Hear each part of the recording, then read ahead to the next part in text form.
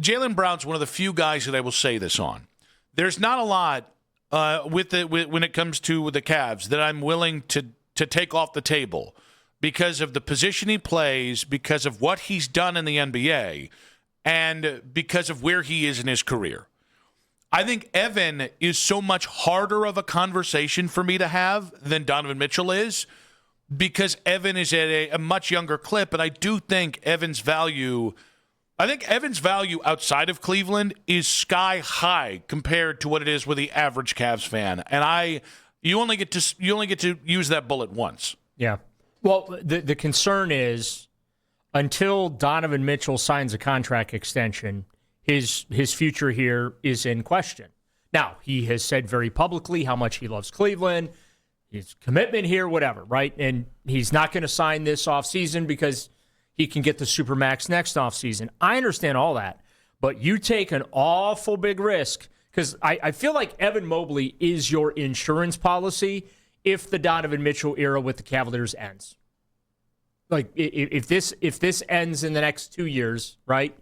He's your insurance policy to where you don't have to completely bottom out and crater and all that. And plus, you don't have a lot of draft capital into the future right now because you're going to be still paying for the Donovan Mitchell trade till the end of the decade. Well, but here's the thing. It's not even for me just because you're right. Evan Mobley is kind of your insurance policy. And I think people are really off on Evan and what he is and what he isn't right now. Well, I think he's miscast. Yes, and I don't think that's any fault of his own. I think that's the way the Cavs are set up. So I think you could get the Evan people want if you ever cleared the deck and built this thing around him. This happens all the time. Yeah. I mean, I know it's a little different because Luka was in the NBA Finals a couple years ago. It's what the Lakers are doing, going from being a team built around LeBron to Luka, and maybe letting LeBron go in that process. My thing is, even if you trade Evan for Jaylen and Donovan stays, okay, so now your timeline is the next 2 years. And I'm okay with that, right? But that next 2 years, it's a mandate. You have to win an NBA championship. Yeah. Not like, hey, it'd be great to be the finals. No, you have to win an NBA championship because it's become a zero-sum game because afterwards is going to stink. As bad as the last couple of years have stunk for the Milwaukee Bucks, and as painful as this was to trade Giannis, thank you, Jimmy, as painful as that might have been, the truth is it was all worth it because you did something with Giannis in Milwaukee that nobody had done since Kareem in '71. Right? So everything that happened after that with what they paid for Jrue Holiday and the Middleton contract, which aged like sour milk, like – all those things were worth it. The four coaches they've had in the last 5 years. Although nothing's really worth the Doc Rivers experience as your head coach. But all of it's worth it because you won that damn title. Yeah. I mean, and even when the Cavaliers won the 2016 NBA championship, and again, not pocket watching for Dan, but the reality is Dan was paying for that championship in 2020 still. Mm-hmm. And that's fine. Totally worth it. The Rams a couple years ago, right? They win the Super Bowl. They have a little bit of a rough patch, but hey, you got the trophy in the case. Who cares if you don't have any picks? It paid off. The problem you run into, though, is if you don't get the trophy in the case. Yeah. And then you have to bottom out, and now when you bottom out, you have no assets. That's where the Cavaliers potentially could be. This is a situation where, again, hypothetically, let's say your window is 2 more years with Donovan, James Harden, and whoever else is still here, this group, this core, however that looks, you have 2 years to do this thing because once that expires and those guys go on to retirement or on to their next teams or whatever, you're left holding the bag and now you have nothing to rebuild with. Or if 2 years from now, Donovan and Jaylen are still the center point, the focal point of your team, and you haven't had a lot of draft picks to replenish the core around them, and James Harden retires, so now you need to find a point guard. You're still going to be in considerable cap issues. Yes. And then they're 31, 32, 33 years old, making $140 million combined or more. And the reason why that's a problem is you're going to end up being what the Warriors have been since 2022, which, again, was only worth it. This protracted goodbye tour for Draymond, Steph, and for a little bit there, Clay, it was only worth it Because you won that next championship in 2022. Well, I think Without it still that, would have been worth it because they won worse. 3 of them against the Cavs. Well, no, I think there would have been a time where Warriors fans tuned the hell out, if not for 2022. Okay. I do.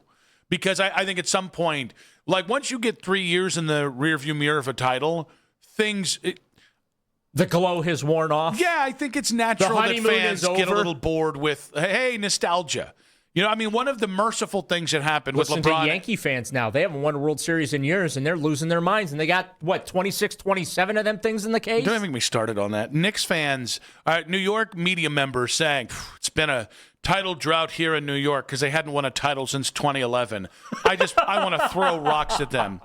I'm not a big proponent of stoning. For a minute there, I wanted to stone a couple of our brethren at the Fan in New York. As much as I love and respect them, I don't really know them, but as much as I respect them, I do respect them. I just don't love them. I don't give a crap. However, my point is, to get back to it, it has to be on the table, and you have to seriously consider it if you're the Cavs. And if you make this deal, what's the move you make behind it? Like, what are the everyone's judging the Giannis deal based off just the deal, right? And it's like, okay, but what else might the Heat do around that? Because that will determine how good the Heat really are. Yeah, because that trade did not move the needle, in my view, for Miami. Even though they got a great player, 2-time MVP, NBA champion, all that. Got a great player, but I don't think that trade singularly made them title contenders. They're going to have ancillary moves around it to elevate them. So, all right. So I think I would say those are two different things. I do think it moves the needle. I don't think it makes you a definitive title. I think it puts you into the category of the Cavs. There's like 4 or 5 teams in the East in the category of the Cavs. Right. Problem is, it doesn't put you at the top. Right. But so we agree fundamentally. I just wanted to. Yeah. However, but like if you could say, you make that trade. That's why you make the trade. If you're Miami, right? You're making a trade like that to position yourselves to win another NBA championship. And to see who else it shakes free. Who else might. Guys, LeBron might look at that and go, they need a point guard. Yeah. I'll go there for one of, the mid-level exception, or I'll go there for something, right? Who's to say he can't do his retirement tour in Miami, where, oh, by the way, he did win 2 NBA championships. Pat Riley better give him his damn cookies this time, though, because I'll tell you, LeBron's not putting up with that at 41. No, he's not. You do not deprive a 41-year-old man of his cookies or his wine. You give that man everything. But, again, I think it's on the table. I am most reticent about trading Evan because I think he's massively underrated in Cleveland, and I don't think he's.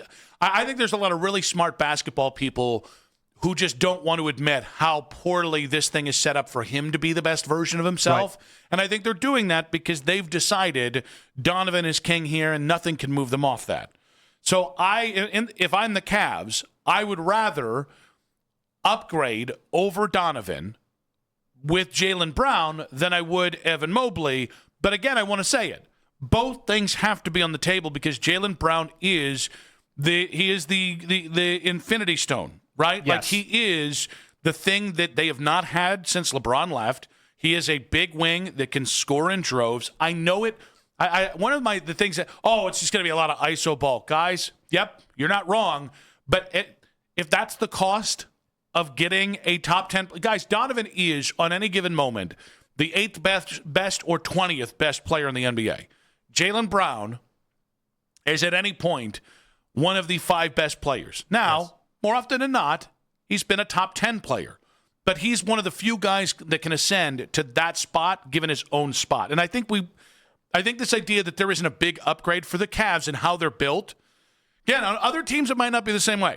But specific to how you're built with 2 ball-dominant guards, do I think Jaylen Brown fixes the wings in a way that makes you significantly better than with Donovan? Yes, absolutely. I don't even think it's a question. Yeah, see, the pairing that I would actually prefer is Evan and Jaylen Brown. Yeah. I think those 2 players work better together and will be able to produce more consistently than if you put Jaylen Brown next to James Harden and Donovan Mitchell. Mm-hmm.